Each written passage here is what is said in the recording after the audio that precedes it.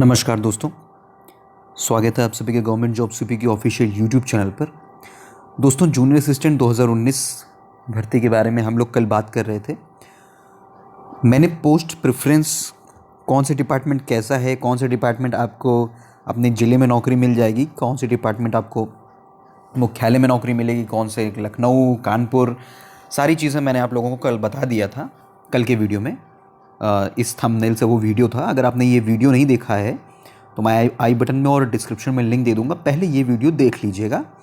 उसके बाद हम लोग आज के टॉपिक की बात करेंगे। कल मैंने सारी चीज़ें बता दी थी कि कौन से अगर आपको अपने ज़िले में नौकरी करनी तो कौन सा डिपार्टमेंट आपको भरना है।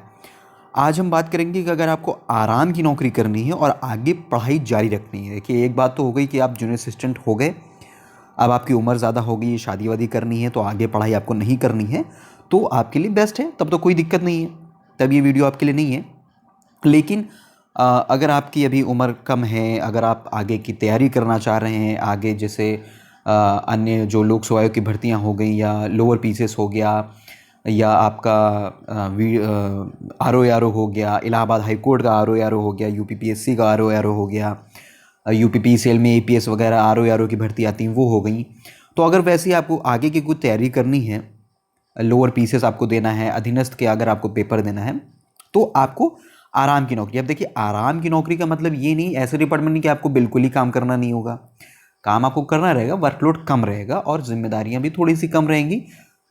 वर्कलोड और जिम्मेदारियां कम रहने का मतलब सीधा सीधा यहाँ पे ये समझिए कि आपको जो मेंटल प्रेशर होगा वो कम रहेगा। क्योंकि देखिए, नौकरी है तो थोड़ी बहुत मेंटल टेंशन रहती है नौकरी में, चाहे वो जूनियर असिस्टेंट की नौकरी हो, चाहे वो आईएएस की नौकरी हो, चाहे वो ग्रुप डी की नौकरी हो। ठीक है, ग्रुप डी में तो चलिए कोई मेंटल टेंशन नहीं रहती, लेकिन ग्रुप ए बी सी में मेंटल टेंशन रहती है।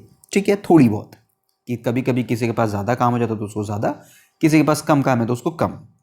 इसका मतलब ये नहीं है कि आपको मैं ऐसा डिपार्टमेंट बता दूंगा जहाँ पे बिल्कुल काम नहीं, आपको जाना है, लंच करना है, पढ़ाई करनी है और चले आना है। ये नहीं, ऐसे डिपार्टमेंट नहीं। ऐसे डिपार्टमेंट आज के समय में आपको मिलेंगे भी नहीं, क्योंकि सारा काम अब लगभग, अब बहुत जगह काम ऑनलाइन हो गया है। और जो ये ऑनलाइन कार्य है, ये आप ये मान के चलिए कि आप ही को सारा काम देखना है जिस भी डिपार्टमेंट में आप जाएंगे। क्यों देखना है? क्योंकि अब चूंकि सारा काम अधिकतर ऑनलाइन हो चुका है, जूनियर असिस्टेंट जो विभाग की एक आप समझ लीजिए कि बैकबोन होते हैं, रीढ़ की हड्डी होते हैं junior assistant. Junior assistant, senior assistant और उसके बाद आप बन जाते हैं चीफ असिस्टेंट 4200 ग्रेड पे। ठीक है, ये विभाग किसी भी विभाग का, प्रदेश सरकार का कोई भी विभाग हो, उनकी रीढ़ की हड्डी होते हैं। कोई भी फाइल पुटअप करनी है, कोई भी चीज़ नोटिंग ड्राफ्टिंग करनी है, सब कुछ जूनियर असिस्टेंट टाइप करेगा, सीनियर असिस्टेंट उसको टाइप करवाएगा और चीफ असिस्टेंट उसको जो है मॉनिटर करेगा। उसके ऊपर आपके एडमिनिस्ट्रेटिव ऑफिसर आ जाते हैं, वो गेस्टेड पोस्ट हो जाती है। ठीक है, तो जूनियर असिस्टेंट पे आप आज भर्ती होंगे तो आप गेस्टेड ऑफिसर होके ही रिटायर होंगे। ठीक है, एडमिनिस्ट्रेटिव ऑफिसर पहुंच जाएंगे। बहुत अगर नीचे सीनियरिटी में रहते हैं तो आप चीफ असिस्टेंट तक पहुंच पाएंगे। ठीक है, 4200 ग्रेड पे। तो अगर आपको आराम की नौकरी करनी है, थोड़ा आगे की तैयारी करनी है, पढ़ाई करनी है, तो उसके लिए मैं आपको अब डिपार्टमेंट बताऊंगा जो उस हिसाब से बेस्ट है। ठीक है, ये इसी क्राइटेरिया पर रहेगा। तो आइए चलिए शुरू करते हैं। तो ये दोस्तों डिपार्टमेंट की लिस्ट है। ठीक है, डिपार्टमेंट में कौन से क्या काम होते हैं वो मैंने सब आपको कल की डिटेल्ड वीडियो में बता दिया है, 18-20 मिनट के वो वीडियो, तो उसको पहले ज़रूर देख लीजिएगा। यहाँ पे सिर्फ मैं पॉइंट टू पॉइंट भाई बात करूँगा। और जिस टॉपिक पे आराम की नौकरी, आगे की तैयारी जिनको करनी उनके लिए, या खासकर महिलाओं के लिए कि थोड़ा सा घर का काम भी उनको देखना है ना, शादी वादी अगर हो गई है तो बच्चे बच्चे हैं तो उनको देखना, तो उनके लिए, महिलाओं के लिए, आगे की तैयारी करनी है उनके लिए। आराम की नौकरी चाहिए आपको, मेंटल प्रेशर कम चाहिए, आपको चाहिए कि नहीं बस सैलरी मिलता रहे, जाएं ऑफिस में, कोई प्रेशर ना हो, आराम से दोस्तों के साथ शाम को टाइम स्पेंड करें फिर घर जाएं, है ना, उनके लिए वीडियो है। ठीक है, तो चलिए शुरू करते हैं इसको। अब पहले नंबर पे जो ये आरटीओ और एआरटीओ वाला है, ठीक है, ये दोनों आरटीओ एआरटीओ वाले हैं। नीचे दूसरे नंबर पे मुख्यालय है। तो यहाँ पे तो आप आराम भूल जाइए। ठीक है, पढ़ाई तो बिल्कुल ही भूल जाइए, क्योंकि पब्लिक के ऑफिस हैं। परिवहन ऐसा ऑफिस होते हैं आरटीओ आरटीओ की जहाँ पे 99% ऑफ द पब्लिक का कहीं ना कभी काम पढ़ना ही पढ़ना है। लाइसेंस बनवाना है, गाड़ी ट्रांसफ़र करना है, एनओसी है, ये है वो है, गाड़ी खरीद, मतलब पढ़ना ही पढ़ना है काम। तो बेतहाशा पब्लिक की भीड़ रहती है। ठीक है, तो ये तो आप भूल ही जाइए। ठीक है। हाँ, अब हम देखिए आते हैं, मैं आपको वो ऑफिस बता दे रहा हूँ जहाँ पे थोड़ा सा आपको आराम रहेगा। ठीक है, निदेशक अल्पसंख्यक कल्याण, थोड़ा सा आपको यहाँ पे आराम रहेगा। ठीक है, ठीक। उसके बाद देखिए ये जो दो ऑफिस हैं 5A 5-2 मत्स्य वाले, फुल टू आराम।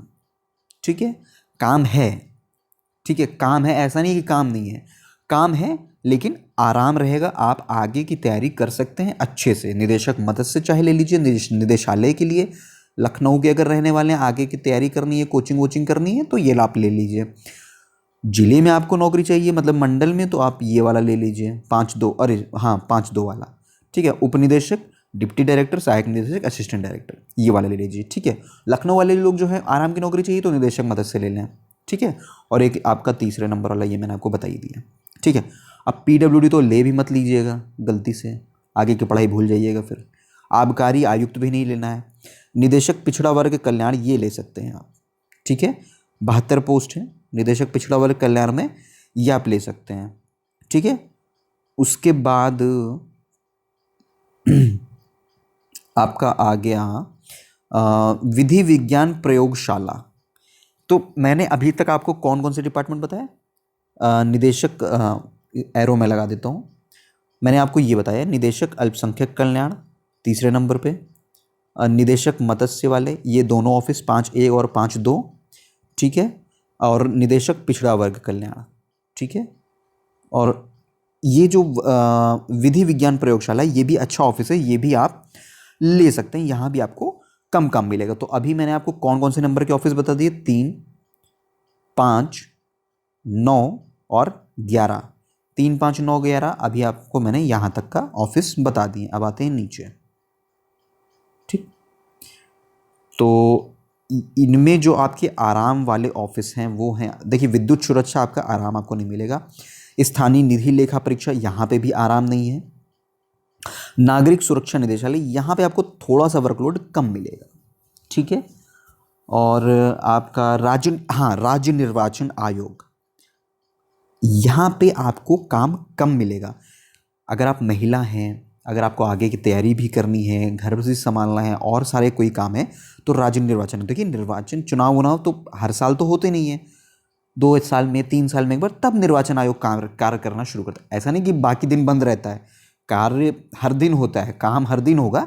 लेकिन आप समझ रहे हैं ना जो मैं कहना चाह रहा हूँ कि भाई हर दिन तो चुनाव हो नहीं रहा है, तो जब चुनाव होता है तो यहाँ पे बहुत बेतहाशा काम हो जाता है चुनाव के समय पे। लेकिन अगर चुनाव नहीं है, सामान्य दिन है, सामान्य कार्य चल रहा है, शासन चल रहा है, तो आप ले सकते हैं, इस ऑफिस में काम कर सकते हैं। ठीक है, महानिदेशक पर्यटन आप ले सकते हैं, लेकिन उतना भी यहाँ पे कम काम नहीं है। निदेशक सूचना जनसंपर्क में तो बहुत काम है। ठीक है, तो ये हो गए आपके। अब इसमें आते हैं, हाँ, निदेशक समाज कल्याण, ये ऑफिस आप ले सकते हैं, ये ऑफिस आपके लिए ठीक है। ठीक है, आयुक्त निदेशक हथकरघा, ये भी ऑफिस ठीक है। ठीक है, निबंधक फर्म सोसाइटीज एवं चिट्स, ये भी ऑफिस में थोड़ा सा आपको काम कम मिलेगा। निदेशक समाज कल्याण, ये भी ऑफिस बेटर है। ठीक है, और उपभोक्ता फोरम तो यहाँ पे काम ज़्यादा रहता है। निदेशक मूल्यांकन प्रभाग, यहाँ पे 2 ही पोस्ट हैं, तो आप ही के ऊपर सारा काम डाल दिया जाएगा, ये भी आपको देखना है। तो यहाँ पे आपको कौन कौन से मैंने बताया, 20, 21, 23 और 24। ठीक है, तो ये आपके जो विभाग हैं ये कम। ठीक है, यहाँ इस फाइल में हो गया आपके 4 विभाग, और ऊपर मैंने आपको कौन कौन से बताए थे, 5 नंबर, 3 नंबर, मैं लिख दे रहा हूँ, 3 नंबर आपका बताया था, 5 नंबर बताया था, 9 बताया था, 11 बताया था, और 15 भी मैंने बताया था। ठीक है, निदेशक सुरक्षा निदेशालय, और नीचे राज्य निर्वाचन आयोग। ठीक है, ये भी मैंने बताया था, नागरिक सुरक्षा निदेशालय ये मैंने बताया था। ठीक है, तो ये हो गया आपके आराम वाले डिपार्टमेंट जहाँ पे आप काम कर सकते हैं और आगे की तैयारी कर सकते हैं। ठीक है, ये एक क्राइटेरिया। अब आप लोगों के कई अलग अलग क्राइटेरिया हैं, आप लोग, कई सारे लोग कमेंट कर रहे हैं, कई अलग अलग क्राइटेरिया हैं। तो ये तो एक क्राइटेरिया होगा कि अगर आपको आरामदायक नौकरी चाहिए, आगे की तैयारी करनी, तो ये डिपार्टमेंट्स आपके लिए बेस्ट रहेंगे। ठीक है, junior assistant promotion, junior assistant को कितनी छुट्टियां मिलती हैं, कैसे क्या रहता है, कितनी आपको पहली सैलरी मिलेगी, कैसे आपका ट्रांसफ़र होता है, ये सारी चीज़ें हम अगले वीडियो में बात करेंगे। एक चीज़ दोस्तों मैं आप सभी से अनुरोध करना चाहूँगा, जो कई लोग कमेंट भी कर रहे हैं, तो अनुरोध करना चाहूँगा ये कि दोस्तों जिनका भी हाथ जोड़ कर निवेदन है, जिनका भी चयन कहीं हो गया, जैसे सुरेंद्र साहू जी ने किया है, इन्होंने डीयू को क्विट करने का मन बना लिया है क्योंकि वो पहले से गवर्नमेंट जॉब में हैं। तो अनुरोध है मेरा सभी उन मित्रों से जिनका कहीं पर भी चयन हो गया है, तो कृपया करके वो डीवी में ना जाएं, ना शामिल हो, ताकि किसी अन्य को जो है वो मौका मिल सके। अब देखिए, इनका देवेंद्र प्रताप सिंह जी हैं, बनारस हिंदू यूनिवर्सिटी में इनका सिलेक्शन हो गया है। 2017 का इन्होंने इंटरव्यू नहीं दिया था, ना ही 2019 का डीवी देने जाएंगे। ये अनुरोध भी कर रहे हैं कि कृपया और जो लोग भी चल रहे हैं वो डीवी ड्रॉप कर दें, आपको मेडल नहीं मिलेगा, हाँ किसी एक घर के खुशियाँ ज़रूर से मिलेंगी। तो सभी से दोस्तों ये अनुरोध है कि कृपया करके आप डीवी में ना जाएं। तो आपकी डीवी ना जाने से, छोड़ने से किसी को अगर नौकरी मिल जाएगी, किसी के घर में अगर खुशियाँ आ जाएंगी, तो ये काम ज़रूर करिएगा, आपको दुआएं मिलेंगी। तो वीडियो पसंद आए तो लाइक और शेयर ज़रूर कर दीजिएगा। दोस्तों चैनल को सब्सक्राइब नहीं किया वो सब्सक्राइब कर लीजिएगा।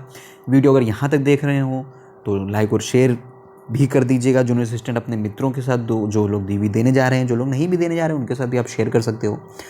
आने वाली वीडियो में मैं जूनियर असिस्टेंट की सैलरी, कैसे कितनी छुट्टियाँ मिलती हैं, कैसे ट्रांसफ़र होगा, कैसे क्या सारी चीज़ें रहेंगी, कैसे आपकी ज्वाइनिंग होगी, कैसे आपका मेडिकल होगा, सारी चीज़ें मैं आपको डिटेल में आने वाली वीडियोज़ में बता दूँगा। और इसके अलावा जो ये क्राइटेरिया था, अगर इस क्राइटेरिया के अलावा भी अगर आपका कोई क्राइटेरिया है तो वो मुझे बताइएगा।